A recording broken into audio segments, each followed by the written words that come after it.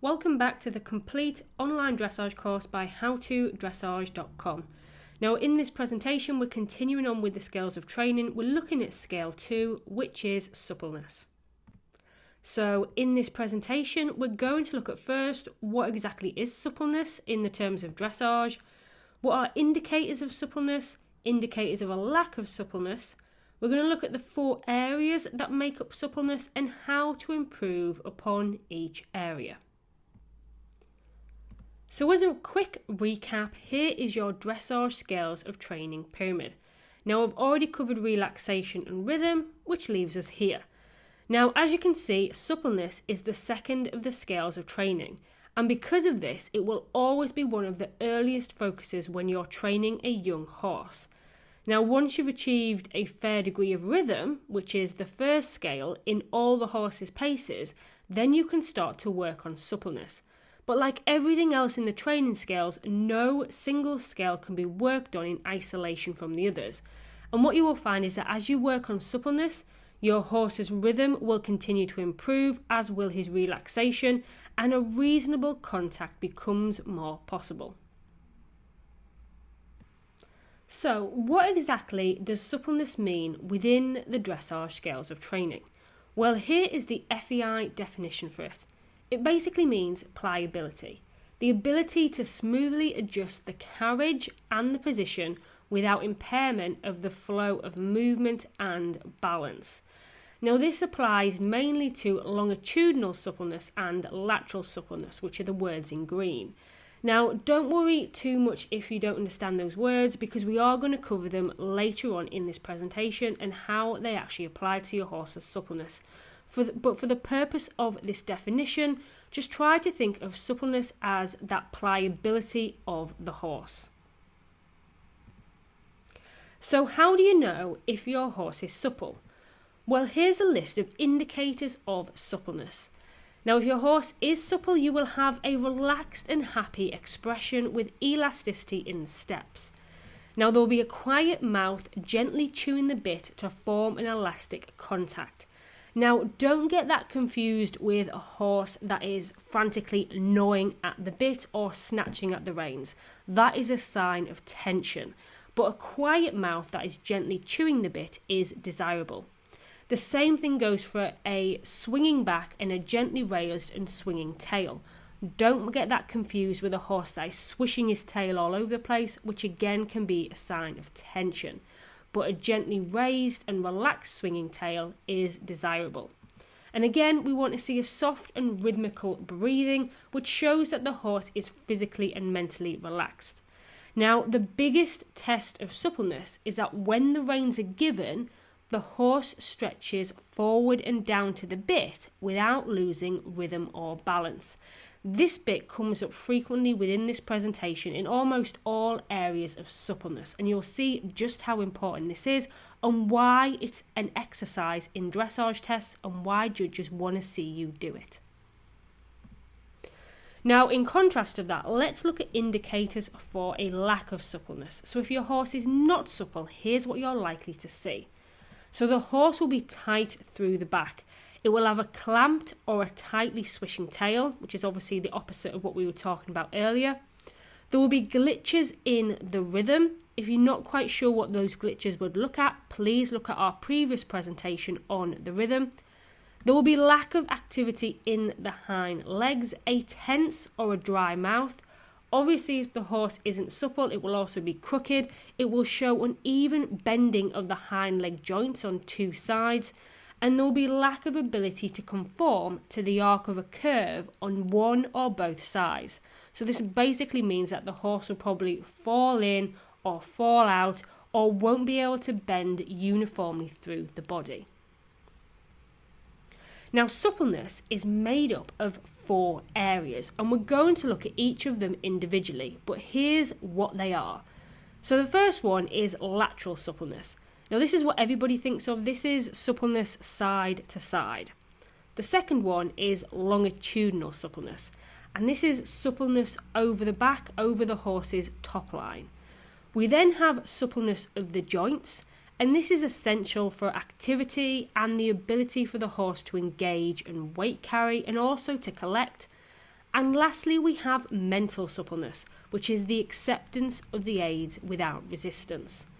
Now, all of these areas are interlinked, and you will find that as you improve upon one of them, others will improve as well. But now we're going to look at each of them in depth. We're going to look at what they mean, how you can spot if your horse lacks this area of suppleness, and we're also going to give you some exercises to improve on each of the individual areas. So first up, we have lateral suppleness. So what exactly is this lateral suppleness? Well, this refers to the horse's side-to-side dexterity. It's his ability to bend uniformly through the body and to bend to both sides equally. Now, it also refers to the horse's ability to cross his legs in lateral movements. Now, when anyone says they want to work on their horse's suppleness, usually this is the type of suppleness that they mean. This ability for the horse to bend and keep his balance around circles, turns, and through corners. Now, just as people are right-handed or left-handed, most horses are naturally more supple to one side than the other. And this means that your horse bends more easily around a circle on one rein than he does on the other. Or he may show a more clear crossing of the legs in a leg yield to the left than to the right. But basically, lateral suppleness is the horse's ability to bend from side to side. Now, how can you tell if your horse lacks in lateral suppleness? Well, if your horse isn't laterally supple, he will be resistant and tense when you ask him to work on small circles. He will find some exercises really easy on one rein, but very difficult on the other. And if you ride lateral exercises and turns, the horse may fall in or fall out. Alternatively, he may swing his quarters out and come crooked. Now, the important thing to note here is that it's all relative to the horse's level of training. Now, obviously, a young horse or a horse that's just starting his dressage career isn't going to be as supple as one that is more advanced and working at a higher level. So if we take this circle or bend, for example, yes, the horse does have to be laterally supple. There is a small amount of lateral bend. If you compare it to this bend, you can see that the horse has to be more laterally supple to be able to stay straight and follow the circle uniformly. Now, if you have a young horse or one that is being retrained, it's not really fair to ask it to be able to work on these small circles and tight turns. And that's because it's just not laterally supple enough through the body yet. So as you ask it to try and make this turn, it will find it very difficult. It will become resistant, it might fall in or fall out or swing its quarters out. And that's simply because it just doesn't have the flexibility yet. Now, this is why when we start working our horses, we work on large circles and smooth sweeping turns so that the horse can stay straight and keep its body aligned while still being able to bend uniformly through the body and make the turn easily. Now, through these exercises, the horse will build up its lateral suppleness so that eventually it will be able to do these smaller circles and turns without experiencing any of these issues of falling in, falling out, quarters out, etc. Now, in dressage tests, there are several ways in which lateral suppleness is identified. And here's how a dressage judge recognises a lack of lateral suppleness. So as we mentioned, one of the biggest giveaways is that the horse falls in or falls out. Another one is that the horse's hind feet cross over when he negotiates circles or turns. Now, if you're doing lateral exercises and your horse lacks lateral suppleness, he will not bend uniformly through them, and there'll also be inconsistent positioning, along with an inconsistent crossing of legs. But overall, there will be resistance to the bend, which may also show in tension when the horse is asked to bend on a circle or a turn. So now we know what lateral suppleness is, we know how to identify if we have a lack of it or if we have asked for too much of it. How do we go about improving lateral suppleness?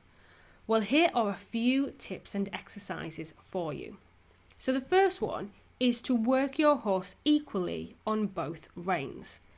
Now, if your horse has a stiffer side, it can be tempting to focus all your efforts on this side. But don't do that. That's because it's already more difficult for the horse on this side anyway. So by you giving the horse more work, you can create problems because you can make the horse's muscles and joints on that side sore and stiff. Now, in contrast, if you never work on that side, then it will always be the stiffer side and it will never improve. So instead, just focus on working your horse equally on both reins. As mentioned, his stiffer side is already harder for him anyway, but it will improve and it will eventually catch up. Now, the second tip is to ride lots of circles of various sizes, but keep it within your horse's level of training. So, for example, don't go expecting a newly backed horse to ride a balanced 10-meter circle. But circles and turns that are of an appropriate size for the horse's level of training are all great exercises to improve lateral suppleness. Now, one thing you need to make sure is that when you are riding these circles and turns is that you are asking correctly for the bend. And we go through bending later on in this course in a separate presentation. But this is really important because if your horse is falling in or falling out, it may not be a lateral suppleness issue, it may be that your aids are not correct. So if you're having any issues with these, go and check out that bending presentation. But moving on to the third tip, and that is lateral work. Now, lateral work is probably the best tool for developing and improving lateral suppleness for the horse, especially exercises such as leg yield, shoulder fore and shoulder in, travers and renvers. And again, we cover all of those later on in this course. Now also, with this course, if you are in the dashboard, we also have a download which accompanies this presentation, which includes several suppleness exercises. And you can find that at course.howtodressage.com. But moving on, now let's look at longitudinal suppleness. So, what is longitudinal suppleness? Well, this refers to the horse's suppleness over his top line. It also includes his back, his neck, his poll and his jaw. Now, only when the horse is longitudinally supple will he be able to swing through his back, powered by his hindquarters, and will he be able to connect to an elastic contact. Now, a longitudinally supple horse maintains a good rhythm at whatever pace you're riding in, and he works forwards without any signs of tension, tightness, or resistance. Right, now if we interrupt this presentation on longitudinal suppleness and we look at the British Dressage rulebook and we look up the definition for suppleness as a whole, you will find this sentence. So, the aim of suppleness is that the horse's muscles have tone and are free from resistance. His joints are loose and he does not tighten against the rider's aids. His muscles that are really important are those over the top line, from the hind leg over his quarters, loins, in front of the withers and up to the poll. And the test of whether a horse is supple and working through the back and neck is that when the rein contact is eased, as in the free walk, the horse wants to stretch forward and down and not try to hollow and lift his head. Now, as you can see, this definition of suppleness from the British Dressage rulebook focuses mainly on longitudinal suppleness, that suppleness over the back. But as we mentioned earlier, most riders think of suppleness as the lateral suppleness, so that bending side to side. Now, in practice, both of these two supplenesses are linked, because as you work on lateral suppleness, you will also improve your horse's longitudinal suppleness and vice versa. But coming back to the focus of longitudinal suppleness, this refers to the horse's top line muscles. Now, these are needed to bring the horse's hind legs under so that the horse can work in a taller and more collected frame and to engage his hindquarters and work in collection. But they're also needed for the horse to stretch towards the contact. Now, if you are having problems with your horse staying through to the contact, perhaps he comes above the bit or is inconsistent in the contact, then this is usually due to that suppleness over the back rather than the actual contact itself. Now, in the diagram on the screen, you see a horse working in a taller, more collected frame and one that's working in a longer, lower frame. Both of those horses are using their top line muscles, albeit in different ways. Now, you'll see how important this is when we look at changing the horse's frame and outline, which is a presentation within the Training the Dressage Horse module. But moving on with this presentation, how can you tell if your horse lacks longitudinal suppleness? Well, if your horse isn't supple through the back, you'll notice these following things. So firstly, the horse will be hollow and above the bit. As mentioned, you will not be able to get the horse through to the contact if he is not supple over the back. The rhythm will also be not consistent. And if the horse is asked to extend his strides, for example, a medium trot or a medium canter, the horse will lose his balance and instead will just quicken his tempo and possibly hollow above the bit. And this is because the horse's hind legs are not able to engage underneath him and push him forwards. This also makes the transitions unbalanced and rough, again because the hind legs are not coming underneath the horse.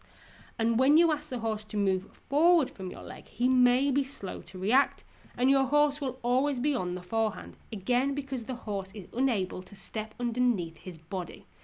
Now, as you can see, if your horse is not longitudinally supple, there's a big knock-on effect, and you will find it very difficult to move up the dressage levels. Now, in a dressage test, the judge is always looking to see that the horse is supple through his back and works correctly along the dressage scales of training. And if your horse lacks it, this is what the judge will see. So they will see a varying rhythm and tempo. The horse will probably be above the bit, maybe tense and resistant to the rider's leg and hand. If the horse is in an outline, the outline will appear to be forced, as if the rider is holding the horse's head in position with the reins. And again, you will have them unbalanced transitions because the horse will not be through his back, which therefore means that the half halt will be ineffective. The horse's hocks will be not engaged underneath him and the horse will be on his forehand. Now, the main test that the dressage judge will be looking at to see if the horse is working through his back and if he is supple through his back is that when you do the free walk on a long rein or that exercise where the horse is allowed to stretch and take the reins, usually ridden in working trot or working canter on a circle. Now, in both of those exercises, the judge wants to see the horse taking the bit forward as the rider eases his hand, and the horse should work through a loose back to a round frame. This tells the judge that the horse is longitudinally supple for his level of training, and the horse's back should lift underneath the rider, the steps should become more elevated and elastic. If the horse is not working through his back to the contact and lacks that longitudinal suppleness, then when the rider eases the hand forward, the horse will probably just lift its head up. So this is the biggest test, and it's one that you can use at home to test your horse's longitudinal suppleness. So, how do we go about improving this area of suppleness? Well, the first part of call is transitions. Transitions improve all sorts within dressage. They'll especially help with longitudinal suppleness because they'll encourage the horse to step further underneath his body with his hind legs. Now, the next way to improve it is to change the frame. Now, improving suppleness over the back is a matter of frequent variations of the outline. So putting the horse up into a shorter, taller frame for a very short period, followed by stretching down and round. Now, within that stretched frame, you can also do exercises such as leg yield, and this will further elasticize the top line, along with various circles. Now, as mentioned, we cover this changing of the frame and outline in a presentation later on in this course. I think it's within the module Training the Dressage Horse. But lastly, another way to improve the horse's longitudinal suppleness is by doing pole work. Now, trotting over poles with a lower round frame is very valuable. And this is because poles encourage the horse to look down to gauge his footing, and that causes him to round over his back, which will lift the strides and give the way of going more fluency and expression. Now, as mentioned, you can download the exercise sheet for this presentation. You can find it on this lesson plan in the dashboard at course.howtodressage.com. But moving on to the third area of suppleness, and that is suppleness of the joints. Now, supple joints are a byproduct of correct longitudinal and correct lateral suppleness training. And a horse that has supple joints will also stay sounder and enjoy a longer career than one that has stiff and tight joints. So let's look at what suppleness of the joints actually means. Well, this term refers to the horse's ability to bend the joints without stiffness, and also the range of motion of the joints that the horse can achieve. And this affects the horse's ability to take weight and to engage. Now, the joints that we talk about include the hocks, the hips, the knees, the shoulders, the jaw, and the poll. Now, when the horse stiffens in any of those joints, his whole body becomes stiff. Now, in contrast, when these joints are supple, the horse is able to show more expression in his paces with greater cadence. The horse is able to concertina his hind legs, making it easier for the horse to engage and to weight carry, along with helping to create an active hind leg. Now, a horse with supple joints can display a greater range of movement and also a gymnastic ability. So now we know what suppleness of the joints is. What actually causes stiff joints? Well, unless the horse has arthritis or a previous injury, then it's usually the tissues around the joints that are tight and stiff rather than the bony joint itself. So when we're looking at to improve the suppleness of the joints, we're basically trying to improve the flexibility, the suppleness and the pliability of those tissues and ligaments. Now, if the horse is not supple in his joints, how can you tell? Well, here are a few pinpoint things to look out for. So the horse's body will be stiff, and he will also have a limited range of motion, and he will struggle to engage and take the weight behind. And also the horse's steps will be short and stilted. There will be little bending of the limbs, not much expression. You may also find that that moment of suspension within the trot and the canter may also be limited. So how do we go about improving suppleness in this area? Well, as we mentioned earlier, if your horse suffers from arthritis or a previous injury, then none of these exercises are designed for you. Instead, you need to be working with your vet and possibly a physiotherapist or an equine body worker to help you get the most out of your horse and improve his range of motion. But for the purpose of this presentation, these exercises are for horses that are sound and don't have those physical issues. Now, when we first start talking about suppleness of the joints, we're really talking about a higher level of work, possibly around elementary level in British dressage, because this is where the first real engagement is required. Now, one of the best exercises for improving suppleness of the joints, as well as most other things in dressage, is transitions. And transitions should be used between both the paces, so from one pace to another, such as trot to canter, and also within the paces, such as working trot to medium trot, back to working trot. Now, the more direct the transitions are, the more value that they will have. So you can try more extreme variations of transitions, such as walk to canter, canter to walk, trot to halt, and halt to trot. Now, you can even try canter to halt and halt to canter if it is within your horse's level of training. And you can also use the rein back. All of these are excellent exercises to improve the suppleness of the joints. Now, another good lot of exercises is lateral work, because this will create more bending and engagement of the hind legs, both of which will improve the suppleness of the joints. And lastly, as we mentioned in the previous exercises, there's also pole work, especially cavaletti, which is basically just raised poles. Now, these encourage the horse to lift his legs and create looseness and flexibility in the hind limb joints.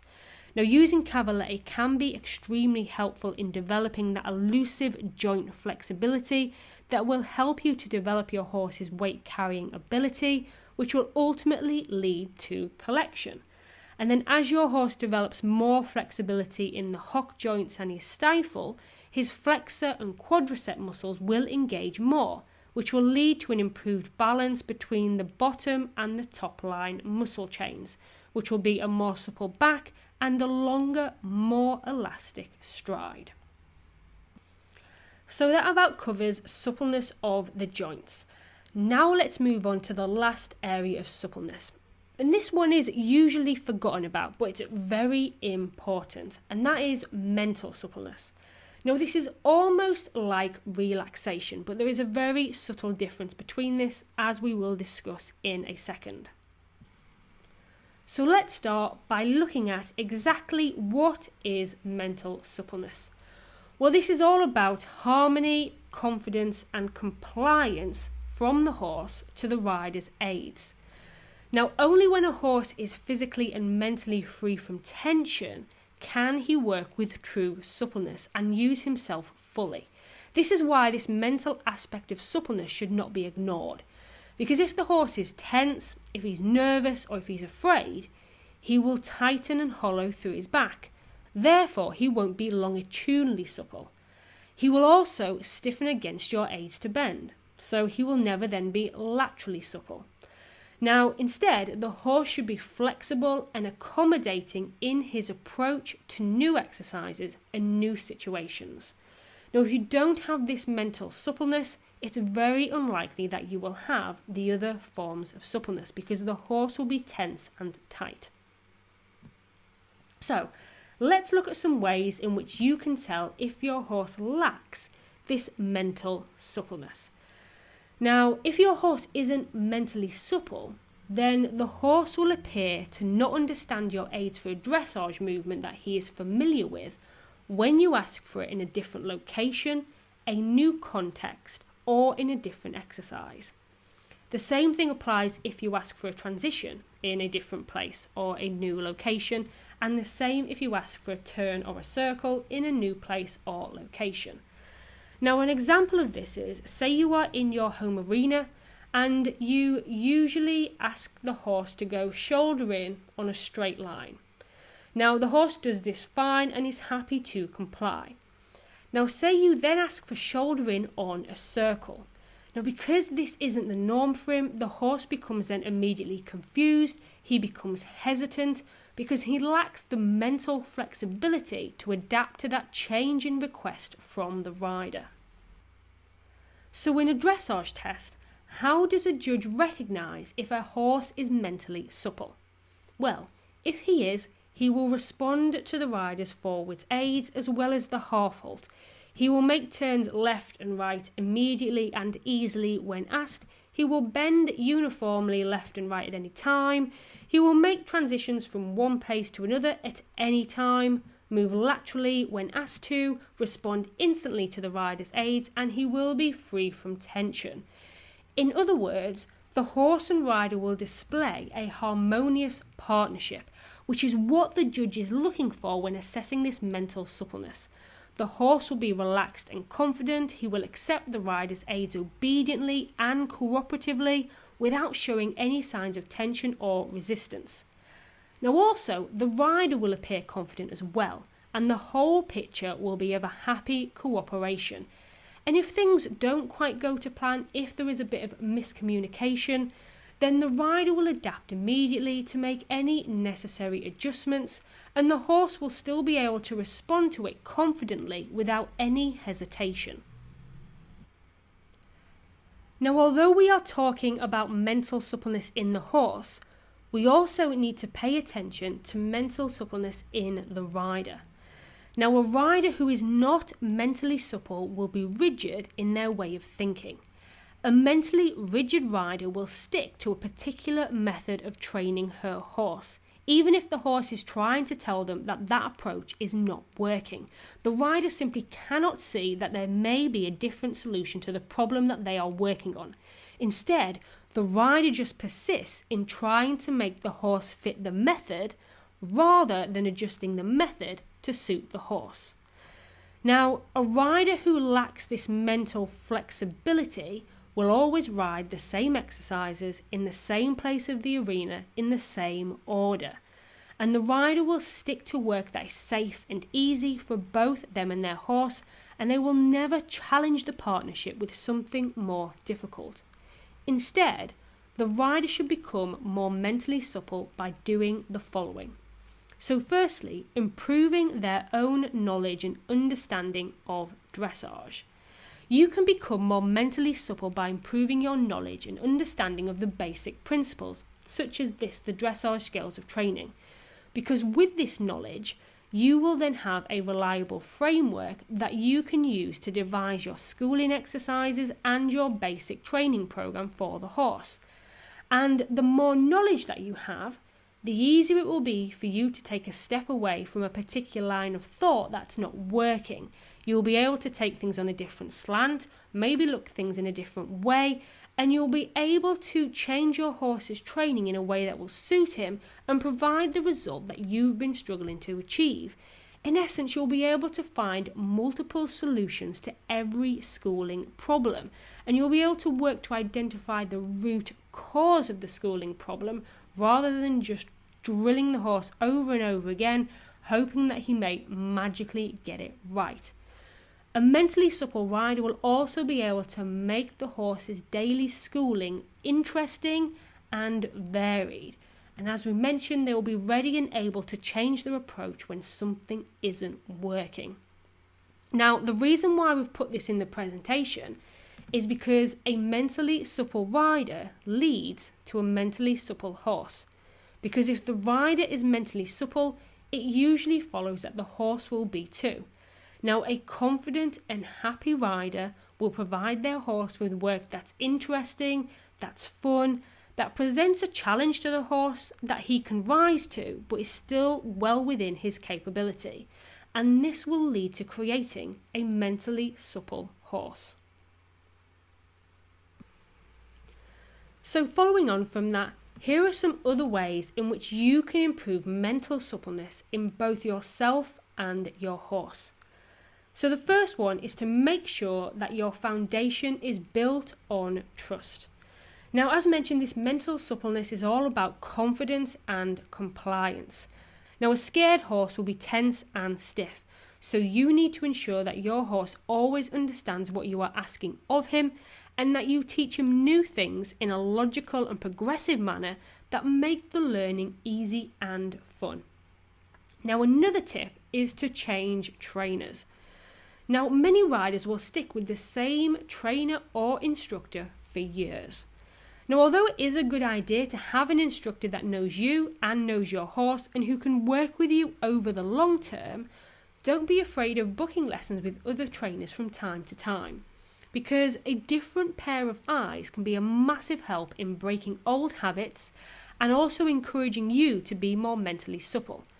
They may pick up on small details that were previously missed, and they may be able to give you new tips and new exercises that you can use in your schooling, helping to improve both the mental suppleness of you and your horse. Now, the next tip is to challenge your horse's mental suppleness. And this is where this mental suppleness differs from relaxation. Now, we talk more about how to challenge this later in the Training the Dressage Horse module. But here's a little bit of a gist of what it actually means. So if you keep your horse relaxed in a relaxed state all the time, you're probably going to have to do the same things over and over again in a routine that makes him feel comfortable. Now, what you need to do instead, in order to develop this mental suppleness and to challenge him, you need to give him work that stresses him just a little bit. Now you need to work out what type, what level and what duration of stress works best for your horse. Now what you basically need to do is to introduce this stress in very small increments. Basically asking the horse to do something that might be a little bit out of the norm, it might be a little bit more difficult, possibly asking for a little bit more collection or a movement in a different place, something that the horse can do but a challenge that he can rise to. And then when the horse rises to that challenge, you then reward the horse by going back to his familiar routine and re-establishing that equilibrium of relaxation again. What will then happen eventually is that the horse will learn to accept these small doses of stress because they become part of his routine, and they're always followed by resolution and relief and relaxation. This over time will make your horse more mentally supple because he will be able to cope with new requests in a way that doesn't faze him, it doesn't make him tense, because it becomes part of his everyday routine. Now hopefully that makes sense, but we do cover it more in depth in the Training the Dressage Horse module, so look out for that and don't forget to sign up to the rest of this course if you haven't already. But the last tip is to not wait for perfect conditions. Now many riders always ride in the safety of their home arena, and they'll do it on a nice day when they've got the arena all to themselves and the horse becomes accustomed to that approach. But how often do you go to a competition and find that the conditions are less than perfect? You're going to have to face adverse weather, other horses and riders whizzing around the warm-up ring. You might have numerous other distractions, and all the time the horse is being asked to concentrate on his own work. But if the horse isn't used to dealing with these distractions, it can be very difficult for the horse and it can make him very tense and tight. Therefore, he won't be mentally supple, and therefore the rest of his suppleness will suffer. So when you're at home, make sure that you ride in all different scenarios. Ride with other horses. Make a point of riding away from home sometimes as well.